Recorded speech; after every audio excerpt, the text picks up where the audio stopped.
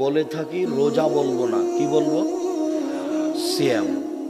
রোজা এবং সিয়ামের মধ্যে পার্থক্য আছে, যার কারণে আমি বলি, ছাত্রকেও বলি, ছাত্রীদেরও বলি, আপনাদেরকেও বলছি, সিয়াম শব্দটা ব্যবহার করলে আল্লাহর বলা শব্দটা ব্যবহার করলাম, নবীর বলা শব্দটা ব্যবহার করলাম। তার মানে সিয়াম শব্দটা কোরআনেও আছে, হাদিসেও আছে। রোজা শব্দটা কোরআনে নেই, হাদিসেও নেই। তার সাথে ভালোবাসা কেন? সালাত শব্দটা কোরআনেও আছে, হাদিসেও আছে। নামাজ শব্দটা কোরআনেও নেই, হাদিসেও নেই। যার কারণে আমরা রোজা না বলে সিয়াম বলার চেষ্টা করব।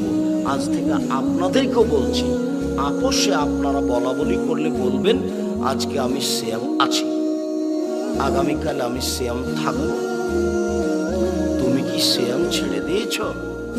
রোজা শব্দটা ব্যবহার করা না, আমি কাল রোজা থাকব, এই কথা না বলে আগামীকাল আমি সিয়াম থাকবো, এভাবে বলতে বলছি আমি। কথা বোঝা যায় না কি? তুমি কি আজকে সিয়াম ছেড়ে দিয়েছো নাকি?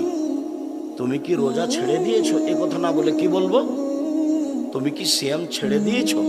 তাহলে আমরা কোন শব্দটা ব্যবহার করতে পাবো? আল্লাহর বলা শব্দটা এবং নবীর বলা শব্দটা। তারই সাথে আমাদের ভালোবাসা থাকা দরকার।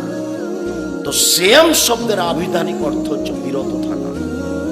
পরিভাষায় খাওয়া, পান করা, স্ত্রী মিলন, যাবতীয় অপছন্দ কথা ও কর্ম থেকে বিরত থাকার নাম হলো সিয়াম। ইবাদতের জগতে সবচেয়ে দামি ইবাদত হলো সিয়াম। এর সমপর্যায়ের কোনো ইবাদত পৃথিবীতে নাই। এই অংশটা একটু বলি। আল্লাহর নবী বলছেন ওমামা বাহেলিকে, ওমামা বাহেলি, শোনো, তুমি সিয়াম পালন করো। ইবাদতের জগতে সিয়ামের সমপর্যায়ের কোনো ইবাদত নাই, এটা সিয়াম, এটা হলো সালাত। কেউ বলতে পারবে না সালাত সিয়ামের সমপর্যায়ের। এটা হলো হজ, এটা হলো সিয়াম। হজ সিয়ামের সমপর্যায়ের। এটা হলো কোরআন তেলাওয়াত, এটা হলো সিয়াম। কোরআন তেলাওয়াত সিয়ামের সমপর্যায়ের।